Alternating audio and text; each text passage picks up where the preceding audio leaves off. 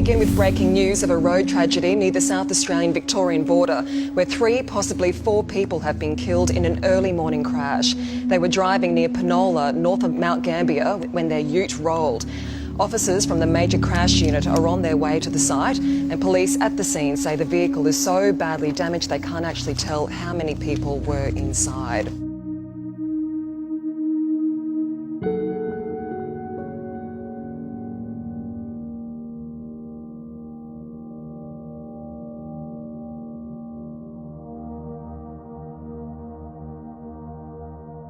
Someone, if they were awake, someone should have been saying, even back there, someone should have been saying, "What are you doing?" You know?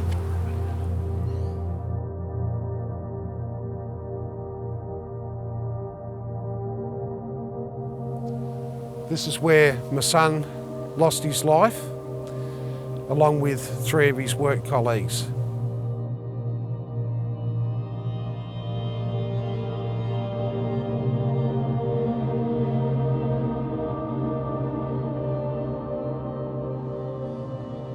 The night leading up to the accident was actually Anne's birthday, his mum. So we went out for dinner and we got home 10 o'clock or something like that. Stephen got up and I'd actually just gone to bed, that's right, and I heard him talking to our friend in the kitchen while he was getting ready for work. And I wished I'd got out of bed, but I didn't. I think I might have yelled out, "See you, Stevie," or something like that. And off he went, and that was the last time we saw him.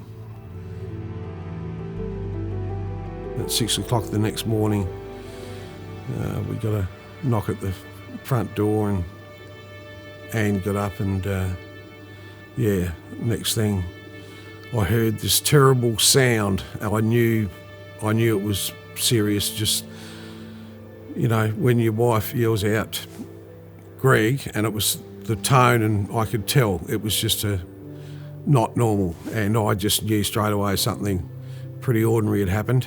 And it's not something that you want to ever live through. When Stephen started the job, one thing I was always worried about was a bad accident, whether it be involved machinery or, because I knew it was shift work was involved, and I also knew they worked long hours. So something always nagged away at me that something like this might happen one day. The crash site made everything pretty evident, no skid marks or anything like that. So they were obviously tired and fatigued. I think it was the 6th day of their work for that week. I think everything probably just caught up with them, and that's how easy it all happened. A lot of young guys with hobbies and things they like to do, they'll still try to squeeze them into their weekly life and with their work and stuff, and on weekends. So one of the main things that I would like to see, particularly where it involves young fellas jumping in a car, going to a work site. From now on, I'd like to see everyone that's in that vehicle have the right to say to the driver or anyone else, "Are you okay to drive?" Because that question has to be respected by, if it's the most senior person in the car who's been around for a while, that has to be respected, not for him to turn around and say to the young fella, "Look, just jump in the car, mate, you'll be right." Everyone's got the right to make sure that when they start work, they're going to get home safely. I saw how Stephen did live, and we were always concerned about his lack of sleep. That led to Stephen probably putting the snooze button on 3 or 4 times and leaving it to the last minute to get up, and then quite often, if he hadn't had anything prepared or we didn't leave anything out for him, it would lead him to calling into a garage on his way to his work site or whatever and picking up a pie.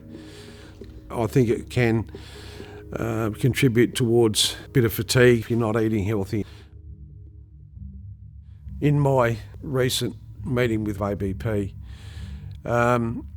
I spoke about the breaks that the boys should be having, and so I'm not saying that lads aren't taking the breaks, but if everyone's generally concerned about fatigue management, that the breaks have to be taken. And as far as I'm concerned, having lost Stephen, not that I'm blaming it necessarily on him not having breaks, but if we're going to get serious about looking after or sort of addressing fatigue management, even if this truck's waiting, if those guys have been in those machines for 3 or 4 hours or up to 5 hours, they have to have a break. It's as simple as that. They just have to have a break. Have something to eat, stretch their legs, whatever. Your site foreman has to make sure that these breaks are taken. This accident has been a pretty big reminder for everyone to, it could happen to you at any time. So you and everyone around you in the workforce have to be on watch for one another and try and do everything possible to prevent this happening again. Look, his loss has affected me. It will for the rest of my life, and I don't know how to describe it. Anyone that's been through it will know. But really, you shouldn't have to be burying your kids. And I constantly wonder what he would look like today and what he'd be up to. So it's tough.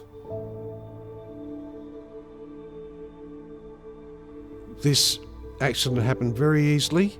I don't care whether you're old, young, experienced or inexperienced. This can happen to anyone at any time.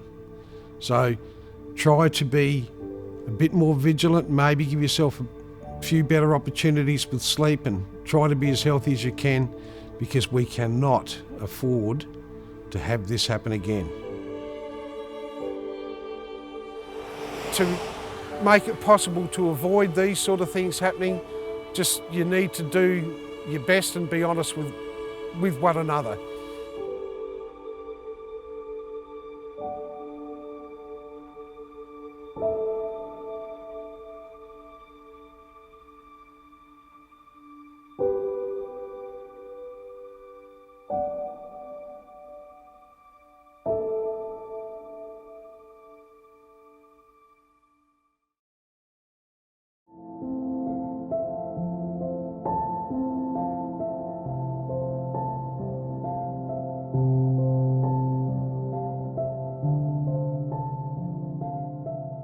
At ABP, we are committed to continually looking at ways to improve our safety performance. One of our key values is to make safety our mindset, both at work and at home.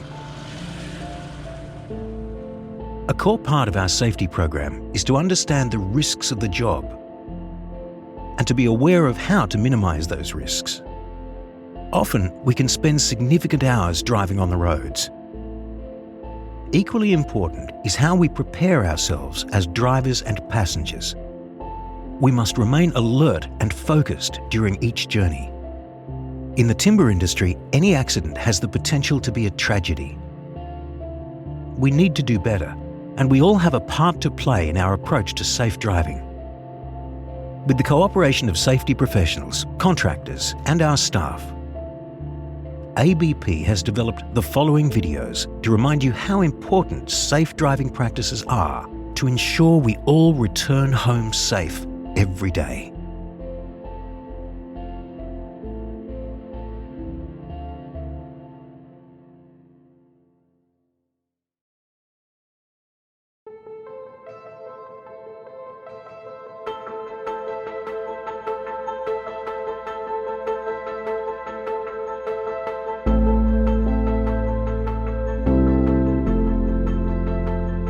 What is fatigue? Fatigue is more than feeling tired and drowsy. In a work context, fatigue is your state of mental or physical exhaustion, which reduces your ability to perform work safely and effectively. Fatigue can be caused by factors which may be work-related, non-work-related, or a combination of both, which can accumulate over time. It can adversely affect your safety at work, reducing your alertness, and may lead to errors and an increase in incidents and injuries, particularly when driving vehicles. Your body has an internal clock that makes you feel sleepy at night and awake during the day. During our sleep period each day, the body moves through stages designed to restore our energy levels and remove fatigue. Changes include rises and drops in body temperature, called circadian rhythms, which significantly determine our health and well-being. Your body clock switches on once and off once in every 24-hour cycle. While these switches are driven by external signals such as light and dark, the effectiveness of each switch depends on the consistency and healthiness of your routines, such as eating, preparing for bed, and being active upon waking. The most important external signal for your body clock is light. When your eyes sense light, the body clock is reset for the day. Understanding your body clock and your sleep cycle is critical to ensuring you get the most out of your sleep and are best prepared for your daily tasks. Shift workers often have trouble adjusting to being up at night and sleeping in the day because of the body's natural response to light and dark. Now that you understand what your body clock is and how it can be affected, let's have a look at how your sleep works. Sleep is made up of a number of stages known as Stage 1, 2, 3, 4, and Rapid Eye Movement or REM sleep. In Stage 1, you are in transition between being awake and asleep, and wake easily. In Stages 2 to 4, your eye movements stop, your body temperature falls, and you are in deep sleep. The last stage, REM sleep, your eyes move rapidly, your blood pressure and heart rate go up, and your brain becomes very active. Usually, fatigue warning signs indicate that you are at a higher risk of an accident occurring.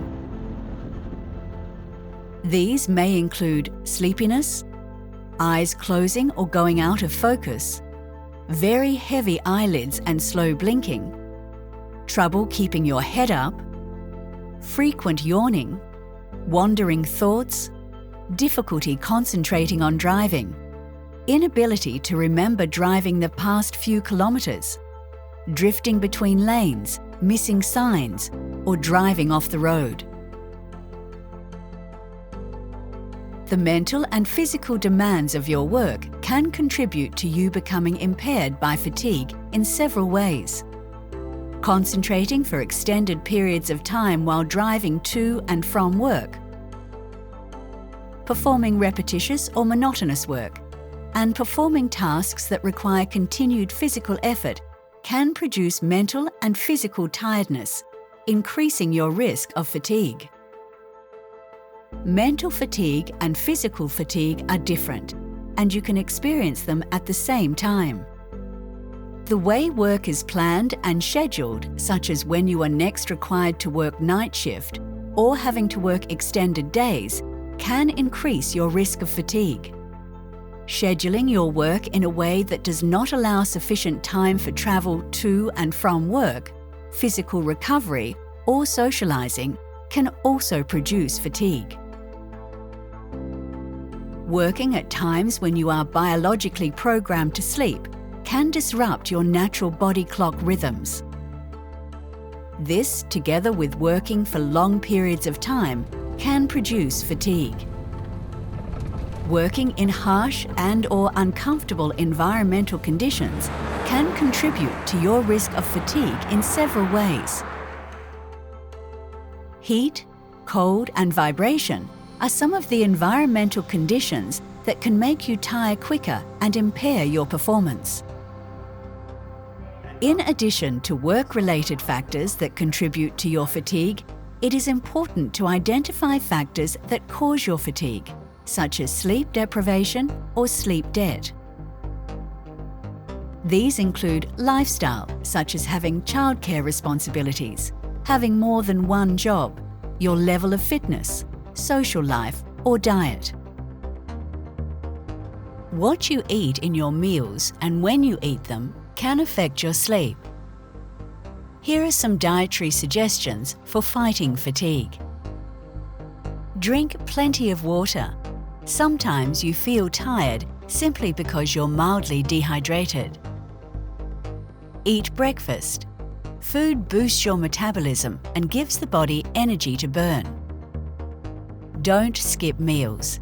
Going without food for too long allows blood sugar levels to dip. Try to eat regularly to maintain your energy levels throughout the day. Eat a healthy diet. Increase the amount of fruit, vegetables, whole grain foods, low-fat dairy products, and lean meats in your diet.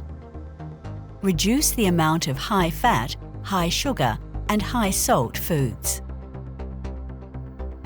In your home environment, you might have noisy neighbours, a bedroom that is too hot, or not dark enough for daytime sleep.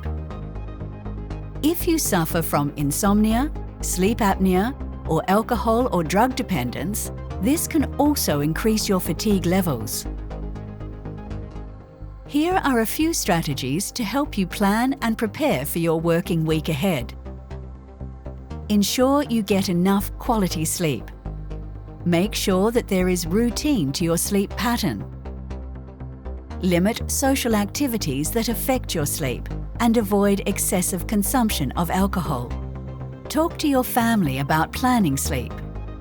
Always stay hydrated. Avoid stimulants and don't consume coffee, tea, or energy drinks before going to bed. They delay sleep. Seek medical advice if necessary and always advise your employer about any medical conditions that may affect your fatigue. Here are some strategies for work. Include fatigue controls in task planning. Plan your drive to and from work. Use plant or machinery to reduce physical demands of the job. Rotate your job to limit build-up of fatigue. Schedule works to avoid extreme work conditions. Remove incentives to work excessive hours. Include adequate rest periods in your work schedule. Provide adequate breaks between shifts. Ensure there are adequate employees and resources to do the job. Ensure work demands gradually decrease towards the end of shift. Having a good understanding of your body clock, sleep cycles, and the warning signs and symptoms of fatigue will help you plan and prepare yourself for your working week ahead. Here are some key take-home messages. Fatigue can be caused by work and non-work related factors. Fatigue warning signs mean you are at a higher risk of an accident. You can experience mental and physical fatigue at the same time. It is important to identify factors that cause your fatigue. Always include fatigue controls in task scheduling. Plan your drive to and from work.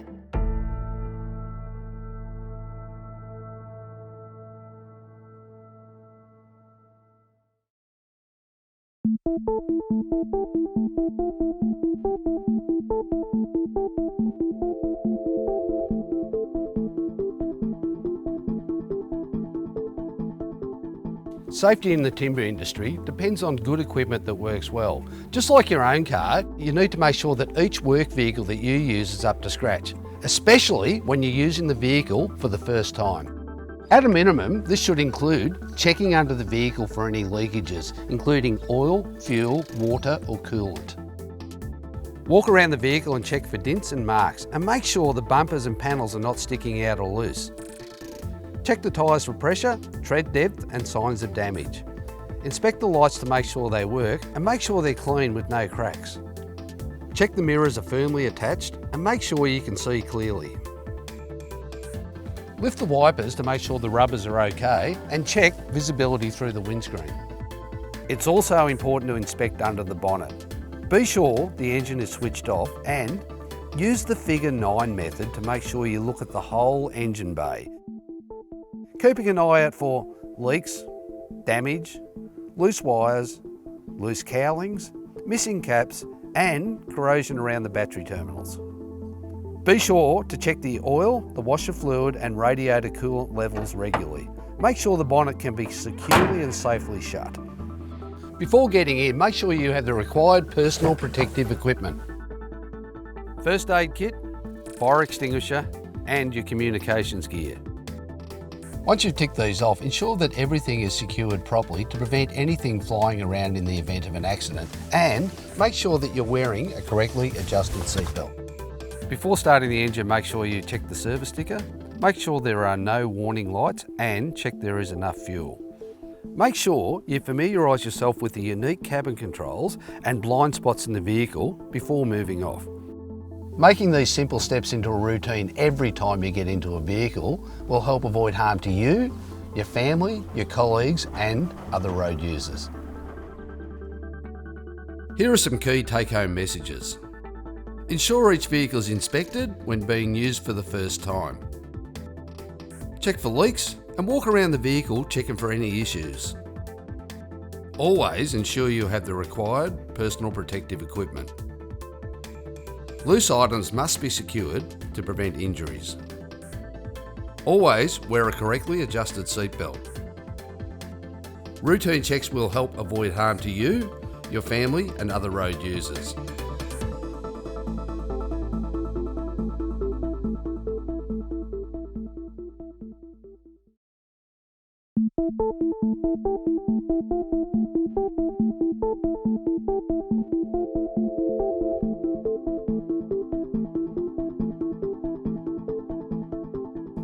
Towing a trailer requires additional skills and care. You should always begin with a careful inspection of the trailer before driving. The critical point of a vehicle with a trailer is the tow hitch. Make sure the tow hitch is in good condition and matches the tow ball. The trailer should couple properly and any locking or safety devices should be in place and secure. Safety chains are mandatory. They should be as short as possible and cross over so the chains can cradle the tow hitch if it comes away in transit. And always use good quality shackles. As with your vehicle, always check that your plugs and your lights are in good condition and working. And check your mirrors to make sure that you have good visibility. Make sure your wheel bearings are secure with no play, as they can seize, particularly if the trailer's been sitting idle for a while. You can also check this by listening for unusual sounds as you drive off. Look at the trailer body and make sure all suspension components are tight and secure. All use of trailers is governed by law. The compliance plate on each trailer details manufacturer's ratings for tear weight, carrying capacity and other relevant information. In particular, check the vehicle tow bar and trailer tow hitch rating and your vehicle's towing capacity. An overloaded trailer adds stress to your vehicle and impacts on braking efficiency, so it's important to get this right. You can check these details in the owner's manual of your vehicle. Loads should be kept low and as close to the axle or axle group as practical. They must be secured and covered if necessary to contain all materials within the vehicle and the trailer. If tanks are being carried, be mindful that the movement of liquids can seriously affect a vehicle's balance and safety performance. It's also important to consider the effects of high or high-mounted tanks, especially on the back of a four-wheel drive utility, where roll stability can be directly affected. Trailers will impact acceleration and braking performance, manoeuvrability and vehicle control. Towing speeds should be generally lower, and even more so in wet conditions. Towing adds risk to any journey, requiring extra care and attention to keep you and other road users safe. Here are some key take-home messages. Always begin with a careful inspection of the trailer before driving. The critical point of the trailer is the tow hitch and must match the tow ball. Safety chains are mandatory and should cross over. You should check the trailer's compliance plate for relevant manufacturer's information. Loads must be kept low and as close to the axle as possible, and they must be secured. Towing speeds should be lower and even more so in wet conditions.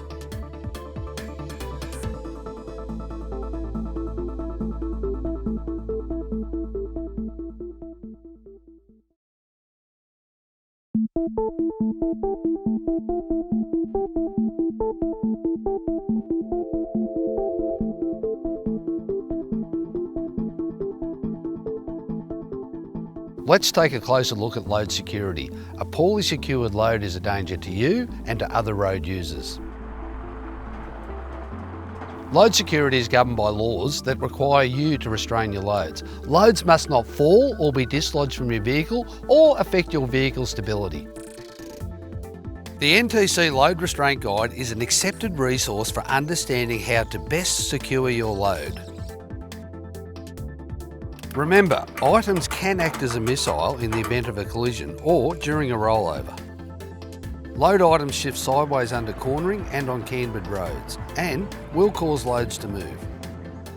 Importantly, each load is different and you should have a specific plan in place for transporting and securing each load. Here are some tips for your next journey. Bundle similar items into a more stable single unit, using anti-slip matting combined with other restraints. Nets and tarpaulins are most effective with lighter items. Heavy items should be loaded at the bottom. It's better to arrive late than to risk injury to yourself and other road users. Remember, at ABP, we always make safety our mindset. Here are some take-home messages. A poorly secured load is a danger to you and other road users. Load security is governed by law, which requires you to restrain your loads. Load items can move during any journey and cornering will cause loads to move. You should have a specific plan in place for transporting and securing each load. Bundle similar items together and use anti-slip matting combined with restraints.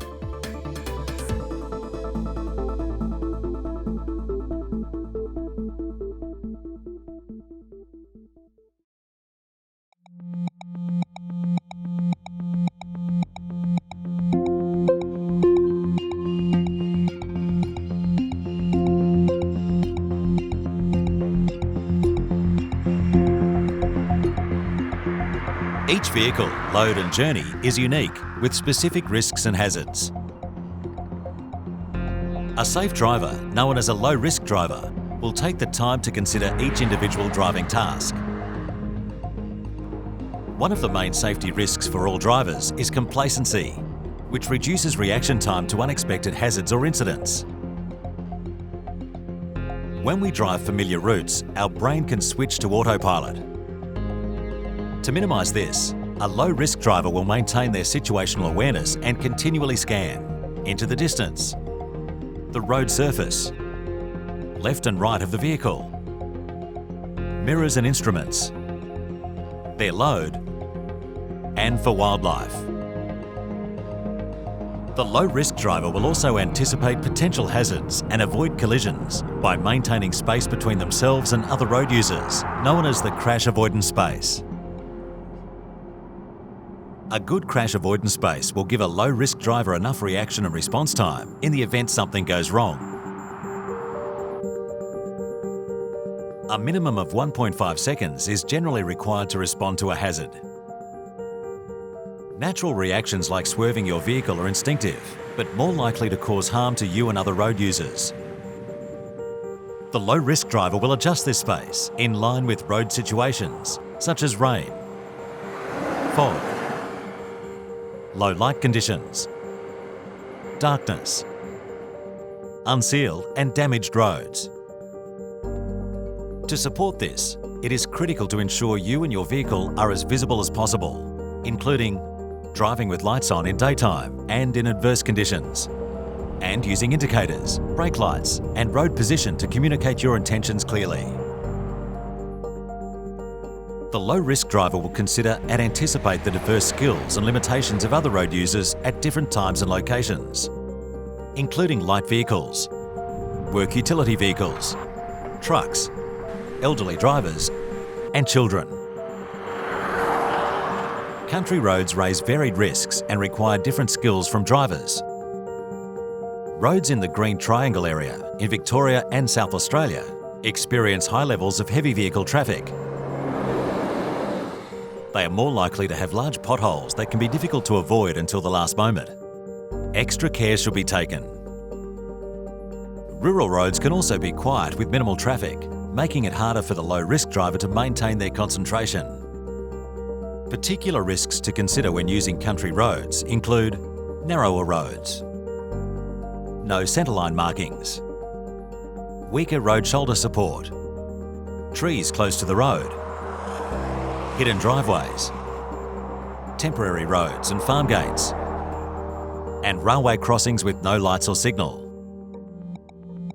To minimise risks on country roads, it can be useful to reduce speed and respect advisory signs. Keep away from edges, but be prepared to move over for oncoming or slow traffic, including when cresting a hill. Move off and onto sealed surfaces gradually. Scan carefully for animals, especially at dawn or dusk.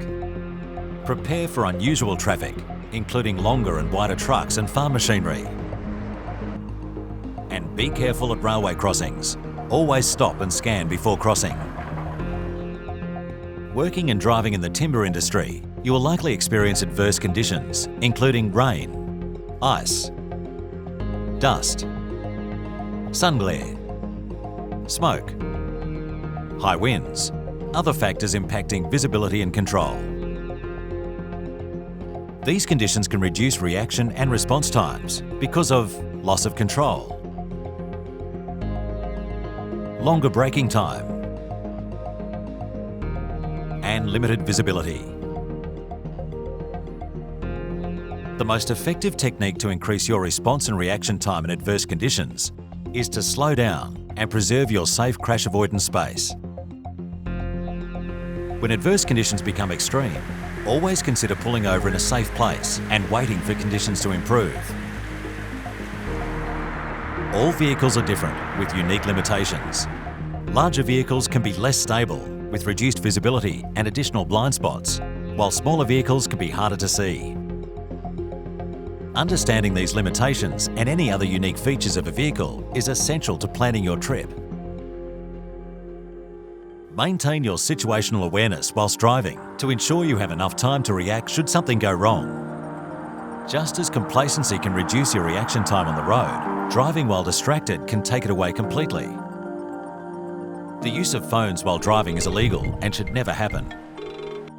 All drivers should avoid other potential distractions, such as using navigation devices, reaching for food, using UHF radios, and loose items in the cabin. Before beginning your trip, consider removing these and similar distractions that could reduce your awareness of the road and driving conditions. Effective trip planning and a low-risk approach to driving gives each of us the best chance of getting home safely at the end of the day. In the timber industry, it can be useful to talk to each other and share your thoughts on particular routes, roads, hazards, and safe driving approaches. Don't be afraid to raise concerns or share difficult experiences so that other drivers can factor this into their planning and awareness. Sharing our experiences helps keep everyone focused when they drive and will help get you, your colleagues, and other road users home safely. Here are some key take-home messages. A safe driver is known as a low-risk driver. Complacency reduces a driver's reaction time to unexpected hazards or incidents. Driving whilst distracted can take your reaction time away completely. The space between cars is known as the crash avoidance space. Always scan carefully for animals, especially at dawn and dusk. The use of phones whilst driving is illegal and should never happen.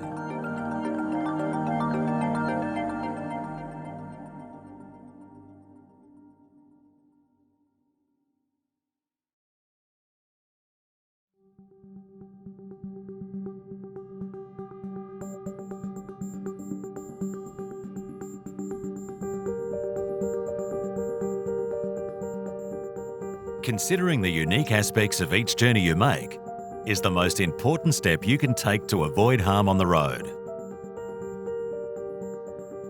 Our brains naturally adapt to familiar environments, often switching off when we drive familiar routes and going into autopilot. But when our vehicle is unfamiliar, such as towing a trailer, familiar reactions like hard braking or evasive manoeuvres can be life-threatening. This is because under pressure, our brains reach for the most familiar response, not necessarily the most appropriate one. The best way to avoid the risks of autopilot is to plan each and every trip. Just 1 minute spent considering the task, hazards and risks can help avoid autopilot, giving you more time to react when there is a problem. Things to consider include your recent sleep, your familiarity with the vehicle and its level of maintenance, the weather, time of day, and specific route, including road type and condition. Even 30 seconds spent identifying each of these will increase your situational awareness and your ability to respond to a sudden change in circumstances on the road. Simple trip planning, together with pre-drive inspection of your vehicle, load and trailer, will help you treat each trip as unique. This will help keep risk factors at the front of your mind, preparing you to react appropriately under any circumstances. Complacency on the road results in failure to prepare and failure to react appropriately to hazardous situations. Avoiding this is the single most important step you can take to make sure you, your colleagues, your family and other road users return home safely at the end of the day. Here are some key take-home messages. Considering the unique aspect of each journey is important to avoid harm on the road. Complacency on the road results in failure to prepare and react to hazardous situations. The best way to avoid the risks of autopilot is to plan each and every trip. Just 1 minute spent planning the task, considering hazards and risks, can help avoid autopilot. Trip planning combined with pre-drive inspections will help you treat each trip as unique.